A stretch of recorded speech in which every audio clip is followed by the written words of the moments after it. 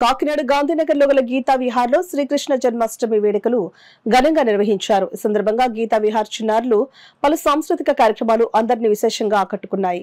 కార్యక్రమంలో భాగంగా గీతా విహార్ చిన్నారులు శాస్త్రీయ నృత్య ప్రదర్శనలు చేశారు. అదేవిధంగా చిన్నారులు అంతా ఒకే దుస్తులు ధరించి కోలాటం చేశారు.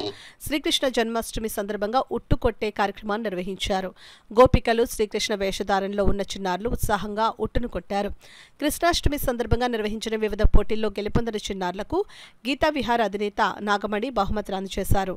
అనంతరం నాగమణి మాట్లాడుతూ గీతా విహార్ ద్వారా సంస్కృతి సాంప్రదాయాల పరిరక్షణకు అనేక కార్యక్రమాలు అందిస్తూ పరిషత్ రాష్ట్ర నాయకులు గరిమెళ్ల అన్నపూర్ణయ్య శర్మ, పెండం శ్రీదేవి, విద్యార్థులు, వారి తల్లిదండ్రులు పాల్గొన్నారు. సంస్కృతి సంప్రదాయాలు నేర్పించాలి. అంతేకాకుండా వారి తల్లిదండ్రుల్ని ఇప్పుడు ముఖ్యంగా ఏం జరుగుతుందంటే అనాథాశ్రమాల్లో చేర్పిస్తున్నారు. అది జరగకుండా పిల్లలందరూ కూడా తల్లిదండ్రులను చాలా ప్రేమగా చూసుకోవాలి.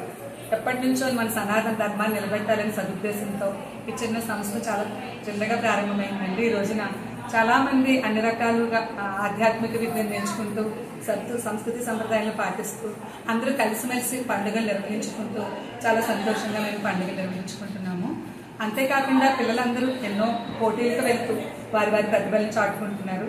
ప్రతి చిన్నారి కూడా వారు ఎంతో శ్రద్ధగా చెప్పిన విషయాలన్నింటినీ కూడా చాలా చక్కగా నేర్చుకుంటున్నారు. అంతేకాకుండా వారిలో ఉన్నటువంటి ప్రతిభను వెలికి తీయడానికి తల్లిదండ్రుల సహకారం కూడా ఎంతో చక్కగా ఉంది. ఏ పని ప్రారంభించిన వాళ్ళ తల్లిదండ్రులు వాళ్ళందరూ కూడా ముందుకొచ్చి ఆర్థికంగానే కాదండి ప్రతి విషయంలో ముందుకు వస్తున్నారు. అందరం కలిసి మేమందరికీ గీతా విహార్ అనేది ఒక వ్యక్తి కాదండి, ఒక శక్తి.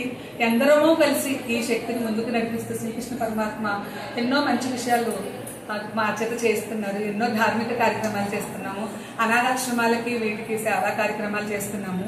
ఎన్నో పేద పిల్లల్ని చదివించటం, అంతేకాకుండా అందరూ కలిసి చేస్తున్నదండి. ఇదంతా కూడా పేద పిల్లల్ని చదివించటం, అంతేకాకుండా అనారోగ్యంగా ఉన్న వాళ్ళకి హాస్పిటల్ ఖర్చులు భరించటం, ఇవన్నీ కూడా చాలా చేస్తున్నాము. కాబట్టి ఈ సంస్థని ఇలాగే ముందుకు నడిపిస్తూ అందరూ కూడా మాకు సహాయ సహకారాలు అందిస్తూ చాలా చక్కగా